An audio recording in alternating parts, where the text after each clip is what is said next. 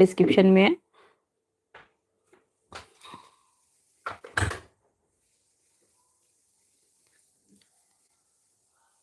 तो चलिए स्टार्ट करते हैं इसका सोल्यूशन। तो economics class 12 CBSE board exam का ये क्वेश्चन पेपर है। तो सबसे पहले इसका सेक्शन ए मैक्रो इकोनॉमिक्स देखेंगे।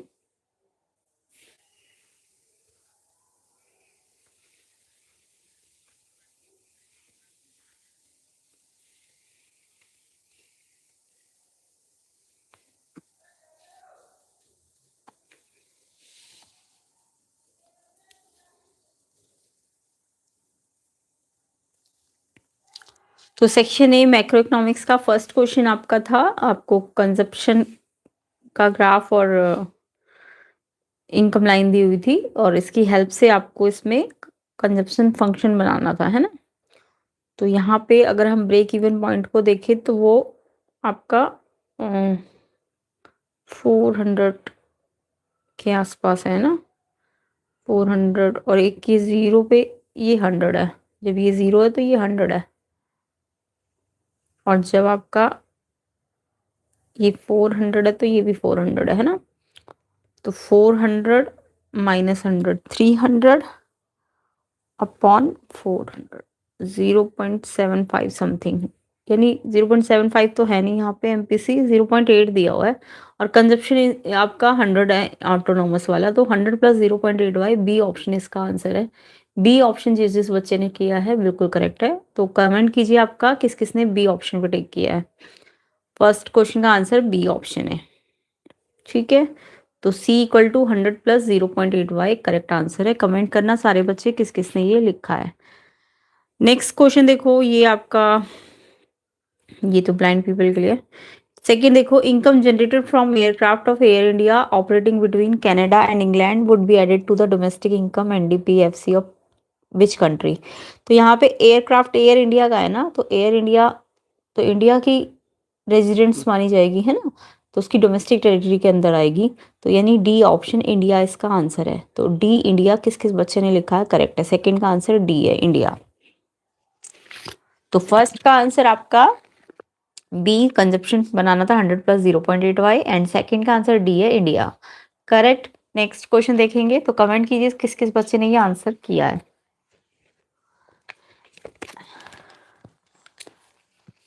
एंड अदर कोर्स के सोल्यूशन भी अगर आप चाहते हो तो अदर कोर्स के सोल्यूशन के लिए अपना क्वेश्चन पेपर का पीडीएफ आप इस व्हाट्सएप नंबर पे सेंड कर देना, तो आपको आपके कोड का सॉल्यूशन मिल जाएगा थोड़ी देर बाद। प्लेलिस्ट चेक कर लेना, ठीक है। तो अदर कोर्स के लिए आप अपना क्वेश्चन पेपर का पीडीएफ व्हाट्सएप नंबर पे सेंड कर देना। नेक्स्ट देखो थर्ड क्वेश्चन, कमेंट कीजिए कैसा गया एग्जाम एंड वीडियो शेयर कर दो ज़्यादा से ज़्यादा। कंप्लीट क्वेश्चन आपको न्यूमेरिकल्स भी कराए जाएंगे। तो थर्ड देखिए, identify that function of money which has effectively solve the problem of double coincidence of bonds in a transaction. तो यहाँ पे फंक्शन ऑफ मनी पूछा है जिसमें कौन सा फंक्शन है जो डबल कोइंसिडेंस ऑफ बॉन्ड को सॉल्व कर रहा है। तो ये तो सारे मनी के फंक्शन गिवन थे। तो यहाँ पे डबल कोइंसिडेंस ऑफ बॉन्ड आपका जो है मीडियम ऑफ एक्सचेंज सॉल्व करता है। डी ऑप्शन आंसर है इसका, D medium of exchange correct answer है। तो आई होप सबने ये लिखा होगा medium of exchange, D option इसका आंसर है। नेक्स्ट फोर्थ देखिए, read the following statement carefully. Statement 1 था under the flexible exchange rate system deficit surplus in balance of payment is automatically corrected. Yes correct है, ये flexible है ना। Under the flexible exchange rate system there is always possibility of over under valuation of currency. No, ये incorrect है। First correct है but second incorrect है। Option A है answer.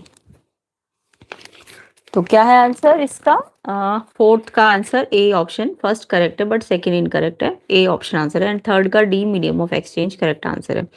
Next question पे आते हैं। नेक्स्ट क्वेश्चन देखेंगे तो कमेंट कीजिए किसके कितने करेक्ट है एंड कैसा गया एग्जाम, इजी था हार्ड था, सारे बच्चे कमेंट करके बताइए एंड वीडियो शेयर कर दीजिए। फिफ्थ क्वेश्चन देखिए,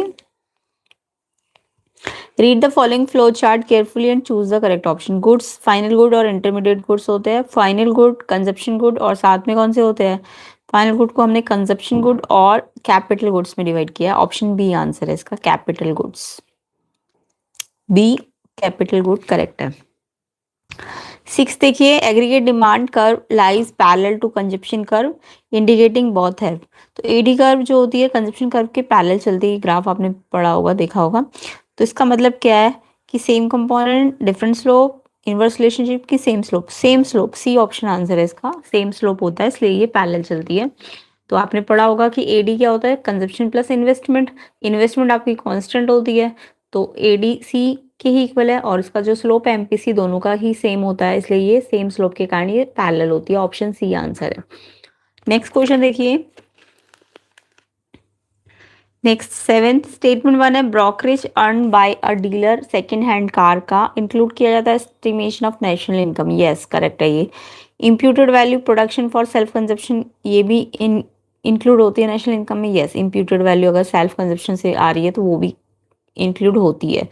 तो दोनों ही करेक्ट है, दोनों करेक्ट मतलब ए ऑप्शन नहीं, सी ऑप्शन है। Both statement 1 and 2 are true. C option answer है इसका। क्या आंसर है इसका?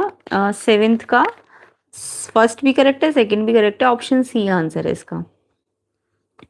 नेक्स्ट क्वेश्चन देखिए, 8th, सुमित डिपॉजिट करता है 10 lakh in his saving account. The deposits made by him is a part of dash in the M1 measure of money supply. तो M1 में आपका आता है एक तो करेंसी विद पब्लिक होता है, और सेकंड होता है demand deposit with commercial banks. तो यहाँ पे बाय पब्लिक है, ये तो नहीं होगा।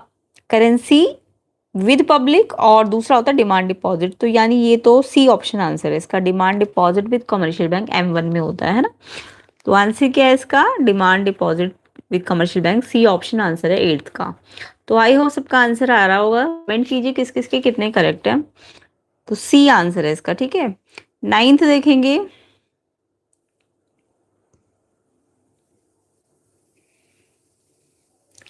नाइन्थ है असर्शन रीजन। असर्शन है increase in exchange rate implies that the price of foreign currency in terms of domestic currency has increased. अगर एक्सचेंज रेट बढ़ता है तो इसका मतलब फॉरेन करेंसी बढ़ रही है। यस, डॉलर बढ़ता है जब इन एक्सचेंज रेट बढ़ रहा है तो डॉलर बढ़ रहा है, तो इंडियन करेंसी तो कम होती है ना। तो यस बिल्कुल करेक्ट है, ये डोमेस्टिक करेंसी कम होती है और फॉरेन करेंसी बढ़ती है अगर एक्सचेंज रेट बढ़ रहा है। तो एजर्शन सही है। बीओटी रिकॉर्ड करता है inflow and outflow of foreign exchange, ये भी करेक्ट है, बट करेक्ट तो एक्सप्लेनेशन करेक्ट नहीं है। तो assertion reason correct but explanation correct नहीं है, बी आंसर है इसका।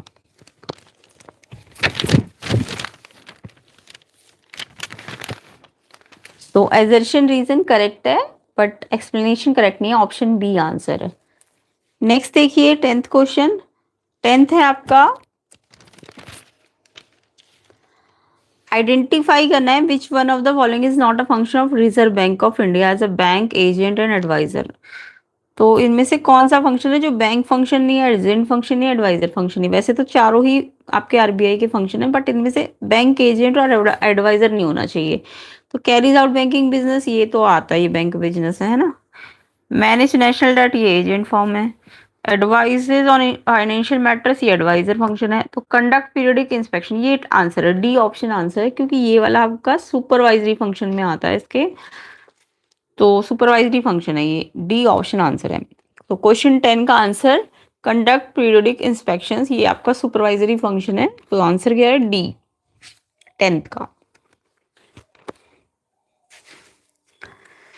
तो चलिए अब 11th न्यूमेरिकल में आ जाते हैं। न्यूमेरिकल का मुझे आंसर कमेंट कीजिए किस किस बच्चे ने क्या आंसर लिखा है। तो कंपनसेशन ऑफ एम्प्लॉयज निकालना था आपको इसमें। आंसर कमेंट कीजिए क्या करके आए उसमें। तो आपको फॉर्मूला लगाना था जीडीपी एट एमपी का।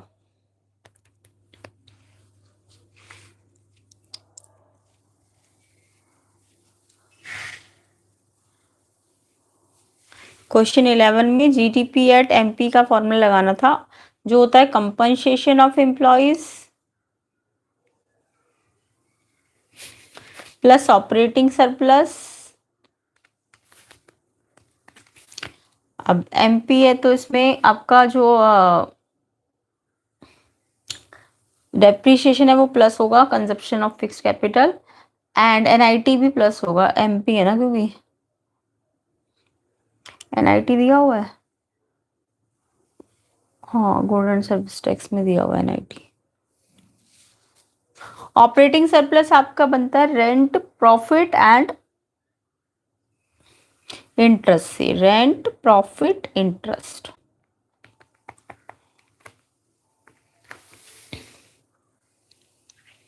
वैल्यूज लगानी थी तो ध्यान से देखिए न्यूमेरिकल कैसे करना था। जीडीपी एमपी होता है आपका compensation of employees, operating surplus rent, profit और इंटरेस्ट है ना, रेंट प्रॉफिट इंटरेस्ट से आपका ऑपरेटिंग सरप्लस बनता है। और साथ में एम जी ग्रॉस है तो डेप्रिसिएशन ऐड होगा, consumption of fix capital, and MP है तो एनआईटी भी प्लस होगा।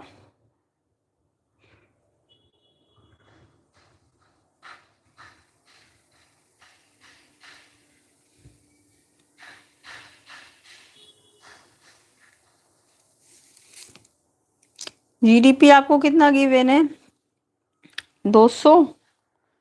कंपनसेशन आपको निकालना था,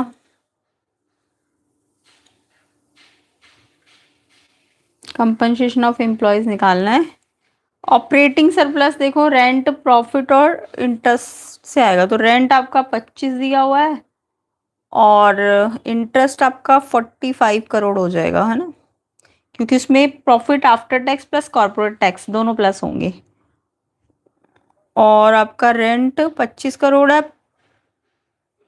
प्रॉफिट, प्रॉफिट में दोनों जुड़, एक मिनट, प्रॉफिट ये तो इंटरेस्ट है, इंटरेस्ट आपका 45 करोड़ है, और आपका जो प्रॉफिट है ना उसमें 20 और 5 कॉर्पोरेट टैक्स भी प्लस होएगा, तो ये आपका ऑपरेटिंग सरप्लस आ गया तीनों का, है ना।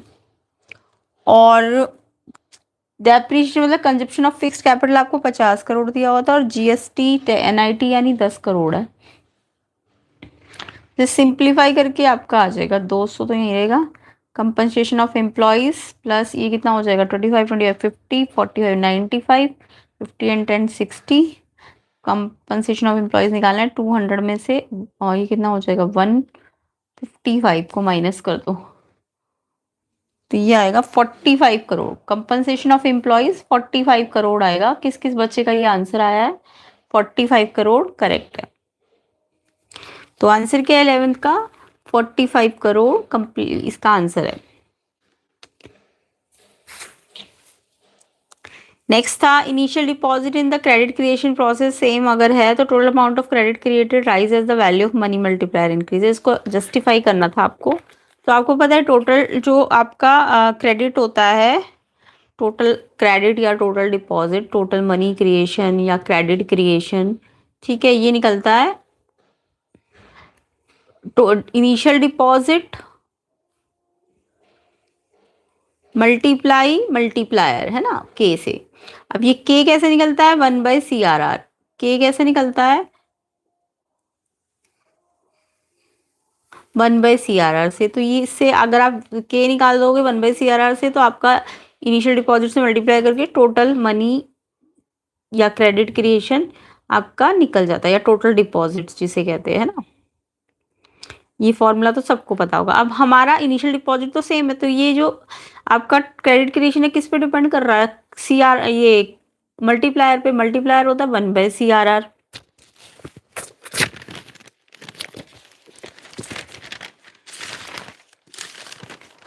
तो आपको ऐसे दिखाना था कि जो मल्टीप्लायर होता है वो 1/CRR होता है। अगर आपने ये रेट जो है CRR LRR जो भी है 10% लेते हैं अगर आप, तो देखो 10% का अपॉन 100 ऊपर आ गया तो ये 10 टाइम्स हो जाएगा मनी मल्टीप्लायर, क्योंकि इनिशियल डिपॉजिट सेम है तो ये मनी को 10 टाइम्स कर देगा या क्रेडिट को 10 टाइम्स कर देगा। और अगर ये 5% हुआ तो 5% का मतलब 5/100 मतलब 20 टाइम्स, तो यानी अगर ये कम है ना तो ये ज्यादा कर रहा है मल्टीप्लाई, और ये ज्यादा था तो कम कर रहा है, तो इस तरह से ये जस्टिफाइड हो जाएगा। तो इस एग्जाम्पल देकर आपको ये एक्सप्लेन करना था।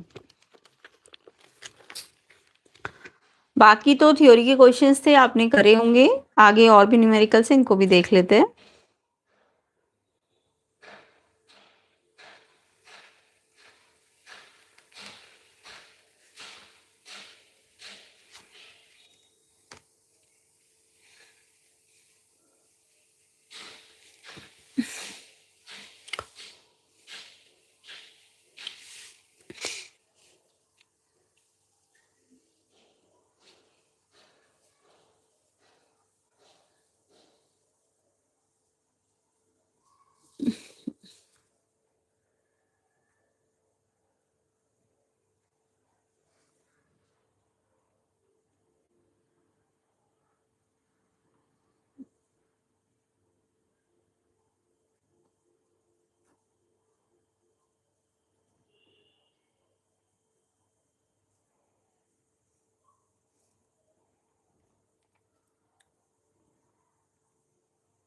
अच्छा, इसमें आपको जीएनपी डिफ्लेशन भी निकालना है ना। तो ये तो आपको पता ही होगा, स्टॉक और फ्लो तो ये तो आप कर ही आए होंगे। तो इन्होंने पूछा है कि जो ये 10,000 करोड़ है जीडीपी इंक्रीज, ये किस में आएगा, स्टॉक में कि फ्लो में।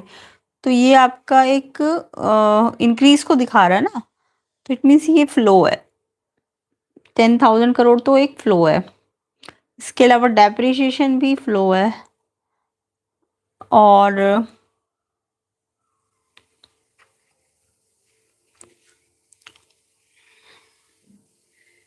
नेशनल सेविंग्स ये भी एक समय अवधि पे आ रहा है ना, तो यानी ये भी आपका फ्लो है। और स्टॉक क्या है, ये जो नेशनल इनकम है 80,000 की, ये स्टॉक है आपका। और क्योंकि ये एक पॉइंट ऑफ टाइम पे मेजर होता है, तो ये आपका स्टॉक है 80,000। एंड जो ये आपका, एक मिनट, ये नेशनल सेविंग भी आपका स्टॉक है 15,000। और ये जो 8,000 है ना, ये आपका फ्लो है। तो स्टॉक क्या क्या है, एक तो 80,000, और आपका नेशनल सेविंग ये भी स्टॉक है, और बचा हुआ ये 10,000, 2,000 एंड 8,000 ये फ्लो है। तो ये आपको बताना था, और फिर उसको डिफ्रेंशिएट करना था। इसका जो बी वाला पार्ट है, इसमें आपको जीएनपी डिफ्लेटर निकालना था। तो आपको पता है GNP deflator nominal GNP upon real GNP into 100 होता है। तो नॉमिनल जीएनपी आपका 2,500 था, उसको 2,500 अपॉन 3,000 इंटू 100 करोगे तो आपका 83.33% आएगा इसका आंसर।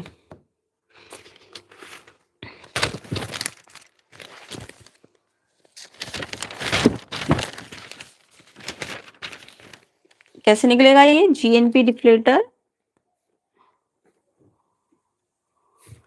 नॉमिनल जीएनपी ऊपर आना था, अपॉन में रियल जीएनपी नीचे आना था, इनटू 100। तो नॉमिनल जीएनपी आपको 2,500 दिया था, ये 3,000 दिया था, इनटू 100 से कैंसिल कर लो। जीरो से ये 2 जीरो भी कट गई, 1 जीरो भी कट गई, तो 25/3 ये आएगा आपका 83.33%। इतना आंसर आएगा इसका। किस किस बच्चे का ये आंसर आया, बिल्कुल करेक्ट है। क्वेश्चन नंबर कौन सा था ये, क्वेश्चन नंबर था ये आपका 13 का बी।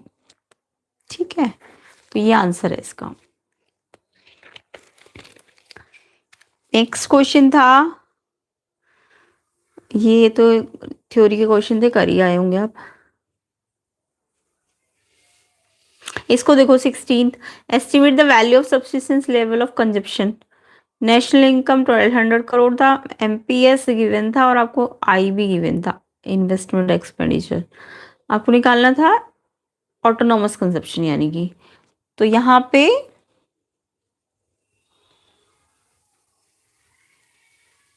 एमपीएस दिया हुआ था आपको, तो autonomous consumption C equal to C bar plus MPC Y होता है ना। 16 देख लो कैसे करना था। C equal to C bar plus MPC और वाई। एमपीएस दिया हुआ था, एमपीएस आपका 0.2 था ना, तो एमपीसी निकाल सकते थे आप। आपको पता है इन दोनों का सम एमपीसी एमपीएस 1 होता है, तो 1 में से 0.2 को माइनस करो, 0.8 एमपीसी आ जाएगा। अब ये सी आपको कितना दिया हुआ था, और सी नहीं दिया ना। अच्छा, वाई दिया हुआ है, वाई होता है सी प्लस आई, और सी की जगह ये रख दोगे, C bar plus M P C Y and साथ में आई, ये पूरा सी है ना।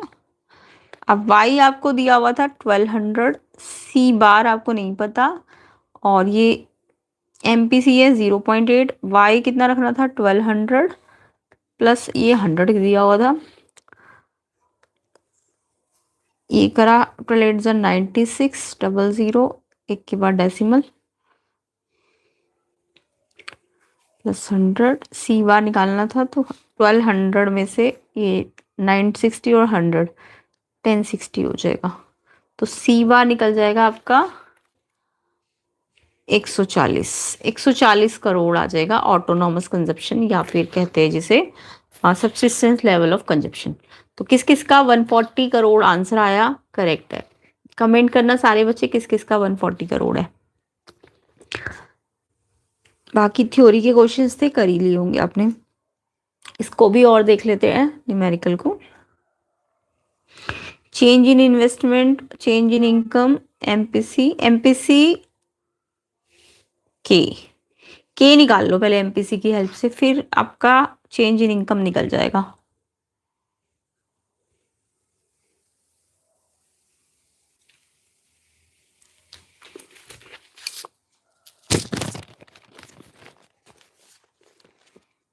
बी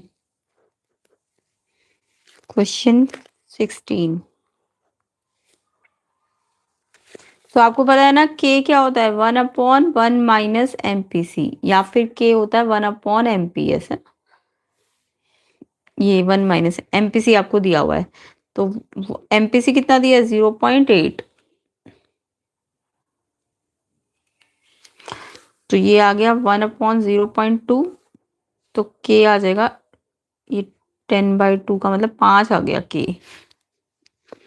अब के की वैल्यू 5 आ गई। अब आपको पता है के होता है delta Y by delta I, तो के आपको दिया है 5, डेल्टा वाई निकालना है, डेल्टा आई क्वेश्चन में गिवन था 200, तो डेल्टा वाई आ जाएगा, ये से क्रॉस मल्टीप्लाई होकर 1000, तो ये आ गया 1000। तो यानी कि अगर मैं ए की बात करूं तो डेल्टा वाई आपका 1000 आ जाएगा और मल्टीप्लायर आपका 5 आ जाएगा, है ना। उसके बाद बी ऐसे यही सेम दो, ये दोनों फॉर्मूले, एक तो ये वाला और एक ये वाला, इनकी हेल्प से आपको बी पार्ट भी करना था, तो मैं आंसर बता रही हूँ इसका। इसका डेल्टा आई निकल जाएगा बी का आपका 500, और जो एमपीसी है वो निकलेगा 0.75। कमेंट करना किस किस का ये आंसर आया। एंड जो सी पार्ट है उसमें आपका डेल्टा वाई आएगा 2000, और आपका जो मल्टीप्लायर है वो आएगा 2। तो ये दोनों फॉर्मूले यूज करने हैं आपको।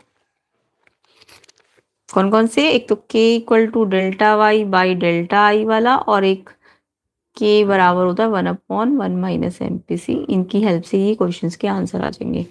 तो कमेंट कीजिए किस किस का ये आंसर आया है, कमेंट करना सारे बच्चे।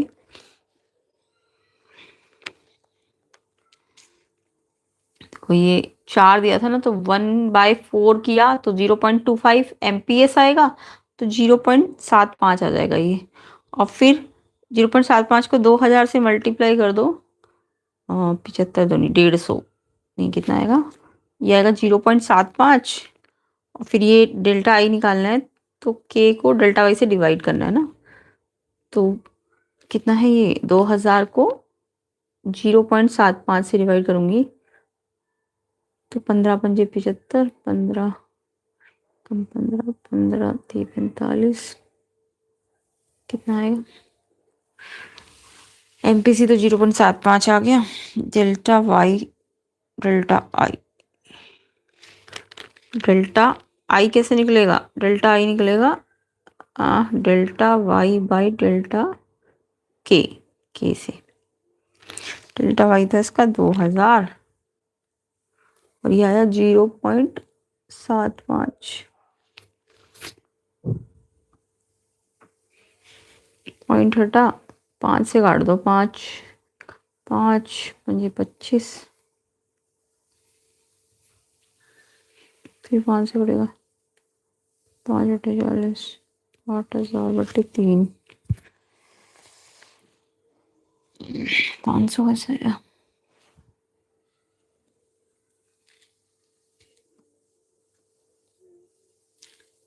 डेल्टा वाई बाई के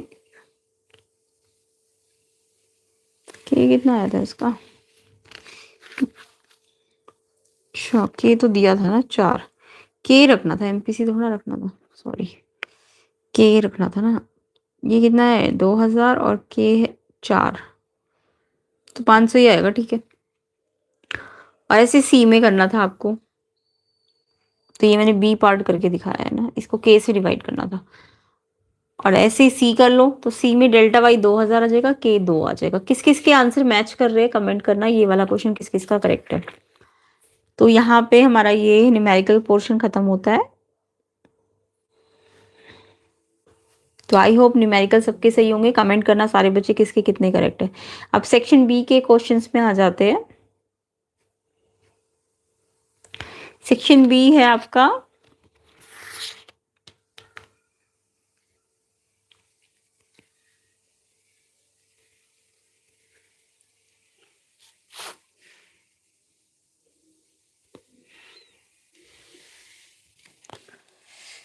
हिंदी का। क्या बताना है हिंदी के आंसर भी आप मैच कर लीजिए, मैं जो जो आंसर बता रही हूँ वो ऑप्शंस मैच कर लीजिए आप। सेक्शन बी देखिए,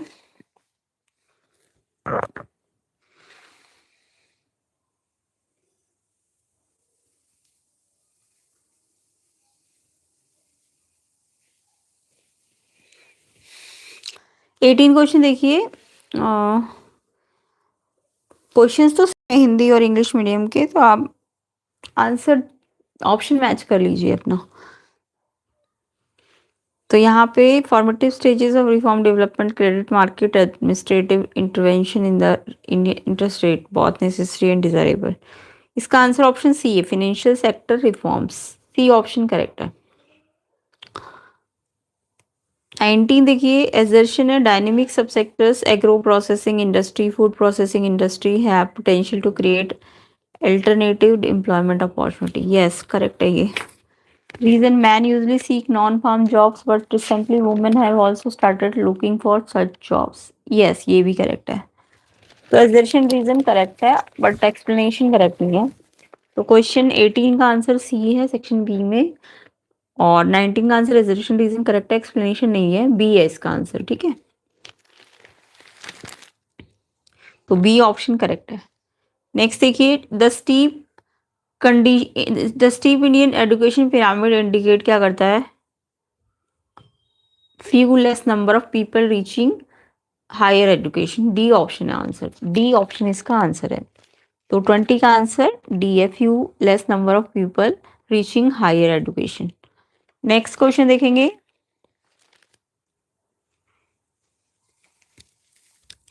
estimate India's national and per capita income during the colonial era considered very significant. किसने एस्टिमेट किया था नेशनल पर कैपिटा इनकम को? V K R V Rao. Option B answer है, V K R V Rao.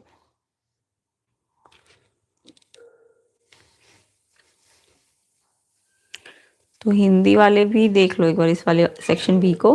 18 का answer है आपका वित्तीय क्षेत्र सुधार, और 19 का आंसर में एजर्शन रीजन सत्य है, लेकिन सही व्याख्या नहीं है, बी है आंसर इसका।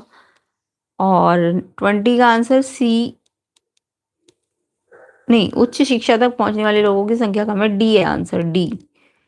और 21 का आंसर है बी के आर बी राव, ये इसका करेक्ट आंसर है। नेक्स्ट देखिए,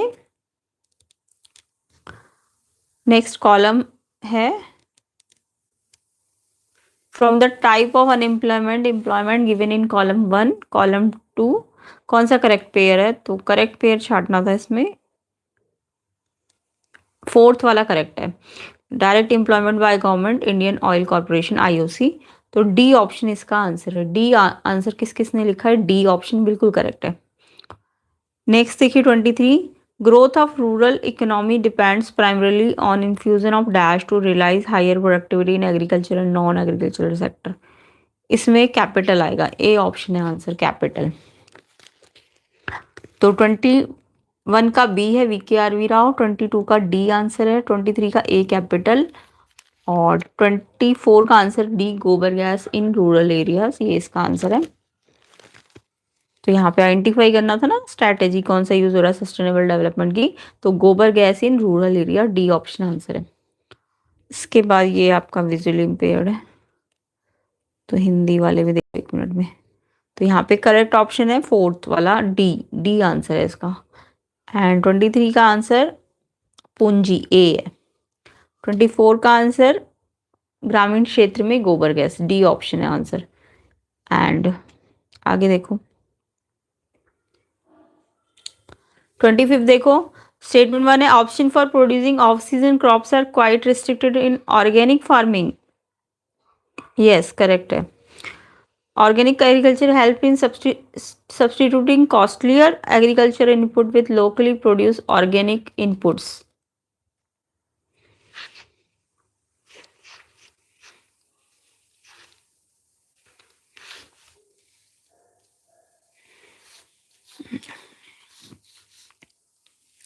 तो 25 का आंसर आपका फर्स्ट सेकंड दोनों करेक्ट है, सी ऑप्शन है आंसर। 25 का आंसर ऑप्शन सी है, ठीक है। 25 सी, फर्स्ट सेकंड दोनों करेक्ट है, सी ऑप्शन आंसर है। 26 देखिए, चाइना ने अडॉप्ट किया dash strategy in which farmer and industry bought sold certain quantity at government fix prices while remaining transaction accrued at market prices. ये था ड्वेल प्राइसिंग, ए ऑप्शन है answer, dual pricing. Education provide dash scientific advancement, yes. Facilitated invention innovation, yes. Adopting to new technology, ये भी सही है। तो यानी तीनों ही सही है, डी ऑप्शन है आंसर, 1 2 3, डी ऑप्शन इसका करेक्ट आंसर है। तो 26 का आंसर ए ड्वेल प्राइसिंग है और 27 का डी, ठीक है, तीनों सही है। तो यहाँ पे हमारे ऑब्जेक्टिव क्वेश्चन सेक्शन बी के भी कंप्लीट होते हैं, बाकी तो थियोरेटिकल क्वेश्चन थे, ये आप करके आ गए होंगे। मेरे को कमेंट करके बताना सारे बच्चे कितने न्यूमेरिकल सही है आपके, and objective question section A और बी में कितने करेक्ट है, सारे बच्चे कमेंट कर देना। और कैसा गया एग्जाम ये भी कमेंट करना। तो ये सारे थ्योरी के क्वेश्चंस थे। अदर कोर्स के सोल्यूशन चाहते हैं आप तो अपना क्वेश्चन पेपर का पीडीएफ का लिंक इस व्हाट्सएप नंबर पे सेंड कर देना, तो आपका क्वेश्चन पेपर का सोल्यूशन भी मिल जाएगा। थोड़ी देर बाद प्लेलिस्ट चेक कर लेना अपनी, तो प्लेलिस्ट का लिंक आपको डिस्क्रिप्शन में मिल जाएगा। तो कमेंट कीजिएगा सारे बच्चे कि न्यूमेरिकल्स कितने करेक्ट है, ऑब्जेक्टिव क्वेश्चंस कितने करेक्ट है, एंड वीडियो शेयर कर देना, लाइक कर देना, चैनल में नए हो तो चैनल को सब्सक्राइब भी कर देना। तो चलिए अपना क्वेश्चन पेपर से अपने आंसर्स मैच कर लेना, और अपने कोड्स अदर कोड्स है तो उसे व्हाट्सएप नंबर पे सेंड भी कर सकते हैं।